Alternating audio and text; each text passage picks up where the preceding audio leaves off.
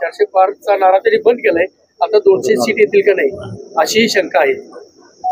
2019 मध्ये जशी सुप्त लाट होती ती सुप्त लाट कधीच कुणाला दिसत नाही. मोदीजींच्या नावाची जी सुप्त लाट आहे ती सुप्त लाट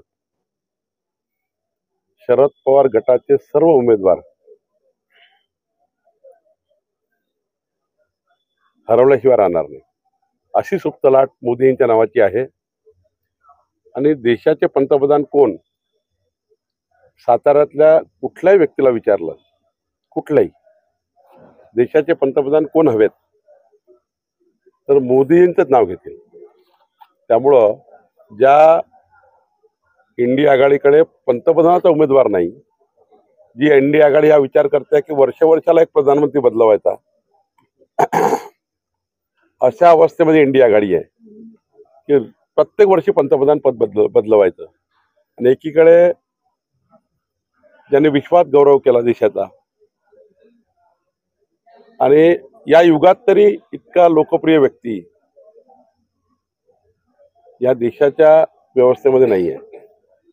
इतके लोकप्रिय मोदीजी असताना उमेदवार पंतप्रधानाचे, मला वाटतं की प्रचार करण्याकरता ते बोलतायत, पण त्यांनाही माहिती आहे की शरद पवार गट हा शून्य होणार आहे. दुसरी गोष्ट, आज शरद पवार सभेमध्ये म्हणाले की शशिकांत शिंदे जर अटक झाली तर आम्ही महाराष्ट्रात संघर्ष करू आणि महाराष्ट्र अन्याय सहन करत नाही हे आम्ही दाखवून देऊ. तक्रार ज्या पद्धतीची आहे, ज्या पद्धतीचे गुन्हे दाखल झाले आहे, जनताही माफ करत नाही. तुम्ही किती संघर्ष करा, पण तुम्हाला हे मान्य, 420चे गुन्हे मान्य आहे का? तुम्हाला भ्रष्टाचार मान्य आहे का? तुम्हाला त्या ठिकाणी जे आरोप झाले आहेत किंवा जे तपास यंत्रणेला दिसलं आहे ते तुम्हाला मान्य नाही. तुम्हाला भ्रष्टाचार मान्य आहे, तुम्ही सर्टिफिकेट देताय का भ्रष्टाचार करण्याचं? पवार साहेबांनी सर्टिफिकेट दिलं आहे का भ्रष्टाचार करण्याचं? सर हे सगळं मान्य आहे, परंतु आता ही निवडणूक चालू आहे, उमेदवार ते आहेत आणि आता जो ऍक्ट लावलेला आहे 409 जे स्पेसिफिक आयपीसीचं कलम लावलेलं आहे ते कलम म्हणजे गंभीर कलम आहे, त्याच्यामध्ये इट्स नॉन बेलेबल. तर हे कलम नेमकं आज आता पहाटे 1:30 वाजता एफआयआर दाखल झालेली आहे आणि एका बाजूला ते उमेदवार आहेत. म्हणजे ह्याचं बीजेपीचं आणि सत्तेचं प्लॅनिंग आहे का त्यांना जेलमध्ये टाकायचं? जेव्हा जशी तक्रार येतं, माझ्यावर तर काही तक्रार आता आली आजच गुन्हा दाखल होणार ना. जेव्हा जशी तक्रार येतं तशी तशी त्यावेळी ती कारवाई होत असते. मला नाही वाटत की काही आता एखादी तक्रार आली, तुम्ही आता उमेदवार आहे आणि तुम्ही एखादी गंभीर घटना केली आणि आता पोलीस स्टेशनला कोणी तुमच्या विरुद्ध गेले, त्यांना तक्रार करायची नाही, त्यांनी दाखलच करायचं नाही, त्यांनी गुन्हा रजिस्टर करायचा नाही. तुम्ही ज्या पद्धतीचा गुन्हा केला असेल त्या पद्धतीची तक्रार करायची नाही. त्या पद्धतीची तक्रार झाल्यावर तुझीच कलम लागायची नाही. प्रकरण आहे आणि निवडणुकीतच का बाहेर गंभीर विषय आहे लोकशाहीला.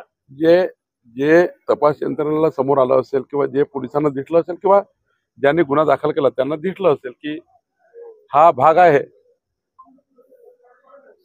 यालाच एक अनुसरून प्रश्न आहे की नेहमी मोदी साहेबांनी जयपूरच्या सभेमध्ये आरोप केलेला की पवारांच्या राष्ट्रवादीने 70,000 कोटीचा घोटाळा केला. त्यानंतर अजितदादा आपल्याकडे आले. पण नेमका हा घोटाळा कुणी केलाय, तुमचं या बाबतीत काय म्हणणं? मोदीजी काय म्हटलंय की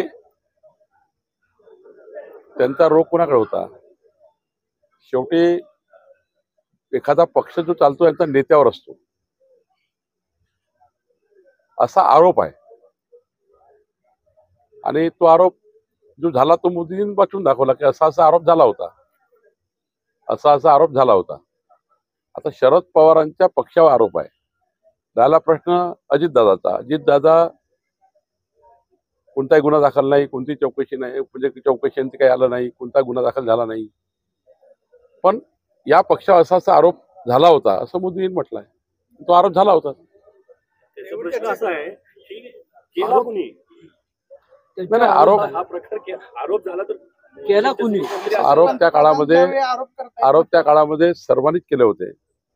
शेवटी एखादा बाब समोर आली, तुमच्या समोर प्रेस समोर आली, तुम्ही छापून आणता की बाबा किरीट सोबत आलं ना, सर्वांनी छापले. पण नंतर काही आम्ही केलं आम्ही नाही. जरी आम्ही आरोप केले, पण आरोपानंतर कुठल्याही व्यक्तीला जोपर्यंत कायदेशीर गुन्हा दाखल होत नाही किंवा कायदेशीर त्या खटल्याचा निकाल त्याच्या विरुद्ध लागत नाही तोपर्यंत त्या आरोपाला तथ्य नसतं. असे आरोप आहे असं मोदीजी म्हटले. पण जोपर्यंत गुन्हा दाखल होत नाही किंवा जोपर्यंत ते कोर्टातनं अंतिम होत नाही तोपर्यंत त्याला आरोप मान्य होत नाही. इथले उमेदवार आहेत साहेब शशिकांत शिंदे, ते म्हटले मी वॉशिंग मशीन मध्ये गेलो असतो, हा, बरोबर. मी सुटलो असतो, मला काहीच अडचण नव्हती, पण मी वॉशिंग मशीन मध्ये गेलो नाही. म्हणजे तुम्हाला वॉशिंग मशीन ही शब्द वापरला त्यांनी परवा की जायचं असेल तर वॉशिंग मशीन मध्ये जावं. किती निवडणुकीत ते उमेदवार असल्यामुळं काही मुभा त्यांना बोलायची आहे. ते उमेदवार आहेत त्यामुळे मुभा आहे बोलायची. जयंत पाटलांनी आज सकाळी सांगितलं की 32 ते 35 जागा आम्ही राज्यात जिंकू. म्हणजे आणखी हे जर चित्र पाहिलं तर आणखी यापेक्षा जास्त जिंकू असाही त्यांनी दावा केलेला आज. 4 तारखेला कळेल. साहेब, नाही, पण सातारमध्ये आपला मोठ्या किती प्रमाणात दावा आहे? दुष्काळ आहे. मान, खटाव या ठिकाणी टँकरनं आता पिण्याच्या पाण्याची एक सरकार म्हणून आता आचारसंहिता काय त्याला लागू नये. सरकार म्हणून तुम्ही किती वेळ द्याल आणि किती त्याच्याबद्दल नाही, आमचे सर्व जनप्रतिनिधी, पालकमंत्री, सरकार, एकनाथ शिंदेजी, देवेंद्रजी आणि आम्ही सर्वच लोक त्या भागात आतापर्यंत जो प्रयत्न झाला नाही अनेक वर्ष, माझ्या माहितीनुसार तिकडे पाणी वळवण्याकरता मोठ्या प्रमाणावर काम सुरू झालंय. आता याचा विचार 40 वर्ष, 45 वर्ष एकतर्फी सत्ता जयंत पाटलाकडे होती. फायनान्स मिनिस्ट्री अनेक वर्ष. मला वाटतं शरद पवार साहेबांकडले जे लोक होते ते 40-45 वर्ष सरकारमध्ये होते. साताऱ्यामध्ये एकतर्फी सरकार राहिलं आहे. त्यामुळं त्यांच्या काळात झालं नाही 40 वर्षांनी, या काळात 5 वर्षात होऊन जाईल असंही काही अपेक्षित नाही. पण त्याच्यावर मला वाटतं सांगतील काय काय मानखटावामध्ये प्रयत्न केले आहे, कुठल्या कुठल्या योजनेतलं पाणी त्या ठिकाणी आणतायत. पृथ्वी बंधारे वगैरे बांधले त्याच्यामुळे दुष्काळ नाही, पान यंदा पाऊस कमी आहे. लक्षात घ्या की पाऊस कमी झाल्यामुळे धरणात मूळचं पाणी धरणात कमी होतं. आज उरमोडी ज्यावेळेला पावसाळ्याचा आपला सीझन संपला 55-60% उरमोडी फक्त भरलं होतं. त्याच्यातनं शेवटी पाणी खाली सोडायचं म्हटलं ती तेवढी कमी कपात होऊनच जाणार. कनेरची पण आपण अवस्था 60-70%च्या पुढे कनेर नव्हतं. फक्त हवा आहे विरोधात. लोक मोदीजीला मत देत आहे. काही होणार नाही. तुम्हाला सांगतो किती पट लावला जोड, कोणीही किती जोर लावला महाराष्ट्रात तरी सुप्त जी लाट आहे, जी सुप्त लाट सुनामी सारखी आहे, ही सुप्त लाट सुनामी सारखी आहे. आणि मोदीजींची लाट ही सुरू झाली आहे. आणि मोदींच्या नावाला लोकांना मतदान करायचं आहे. लोकांसमोर दोनच प्रश्न आहेत, देशाचा पंतप्रधान राहुल गांधी पाहिजे की मोदीजी पाहिजे. आता मोदीजी, तुम्ही स्थानिक मुद्द्यावर निवडणूक नेत आहे. तुम्ही जेवढे प्रश्न विचारले ना, ह्या निवडणुकीला स्थानिक मुद्द्यावर नेत आहे. तुम्ही नॅशनल इंटरनॅशनल लेवलला देशाच्या सीमा, देशाची सुरक्षा, 2014ची स्थिती, आजची 2024ची स्थिती, या स्थितीचं तुलनात्मक थोडं केलं पाहिजे. प्रेसलाही माझी विनंती आहे की निवडणूक तुम्ही लोकलाइज करताय, एक नगरपालिकेची करताय, महानगरपालिकेची करताय, जिल्हा परिषद सारखी करतायत. ही निवडणूक नॅशनल निवडणूक आहे. नॅशनल इश्यूवर तुम्ही एखादा प्रश्न विचारला पाहिजे. जास्त जण तुम्ही लाट म्हणता, बरोबर आहे. शरद दोन मिनिटं, पवारांनी थांब की. गेल्या 8 दिवसामध्ये नरेंद्र मोदी पुतीन सारखे वक्ते असे 2 वेळा वक्तव्य केले. पवार साहेबांची एवढी केविलवाणी परिस्थिती झाली आहे, का वारंवार शरद पवार साहेब करताय. केविलवाणी इतकी स्थिती आहे की त्यांना बारामतीत घरोघरी फिरावं लागतं आहे. 45 वर्ष, इतक्यांदा मुख्यमंत्री, इतक्यांदा सत्ता,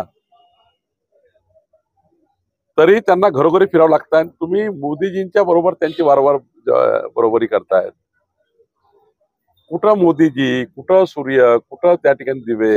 जनगणना आहे ती का थांबली आता? राष्ट्रीय प्रश्न. असं आहे की तुम्ही, ही निवडणूक देशाची आहे, पंतप्रधान पदाची आहे. आणि पवारांनी खूप प्रयत्न केले पंतप्रधान पण जाण्याचे वगैरे वगैरे, पण ते आता नैराश्यामध्ये आहे सर्व. आणि त्यांच्या आयुष्यात त्यांनी सांगितलं माझी शेवटची निवडणूक आहे. त्यामुळं कशाला त्यांना जोडता मोदीसोबत?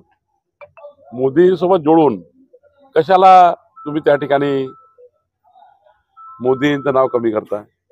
शेवटचा एक प्रश्न आहे साहेब, जर ह्या निवडणूक काळामध्ये शशिकांत शिंदे जे आहेत त्यांना जर अटक झाली तर जनतेतून अहो, मोदींची निवडणूक आहे, शशिकांत शिंदेची नाही कुणाची.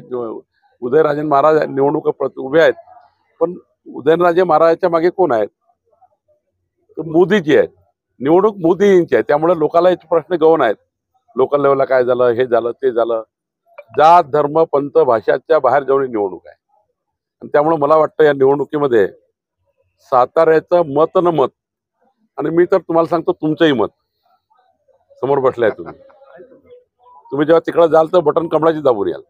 असं काय ऑटोमॅटिक काय नाही तुमची भावना अशी असेल, भावना अशी असेल, चित्रवाणी तर दाबलंच पाहिजे. अजित, एक मिनिट. भावना अशी तुमची सर्वांची भावना हीच राहील की मोदीजींना मत दिलं पाहिजे. नाही एक चांगलं काय झालं माहितीये का भारतीय जनता पार्टीच्या इलेक्शन, आमच्या राजांचा जो संघर्ष होता, बाबा राजांचा नव्हता, कधीच संघर्ष नव्हता, कधीच संघर्ष नव्हता. मागच्या वेळी माझ्या प्रवासात दोघाच्या बुलेटवर बसलो, काही संघर्ष नाही आहे. आमचं म्हणणं काय आहे, आम्ही सगळ्या मीटिंग म्हणणं यंदा मंत्री व्हावं अशी आमची इच्छा आहे. मग आम्ही राहू दे. तुमचा निरोप माननीय मुख्यमंत्र्याला पोहोचवतो. नाही साहेब, अजितरावांना तर मत द्यायला लागणार, हे कारण सर्वच देणार आहे. अजितरावांच्या मागणीवर वा. एक काम करू, आता कॅमेरे चालू आहे, वहिनीला फोन लावा, मी त्यांना विचारतो मत कुणाला, ते म्हणते कमळाला. चला धन्यवाद. तुला फोन मी बोलतो ओपन माईक करून. ते बघा यांचं बी मत देणार.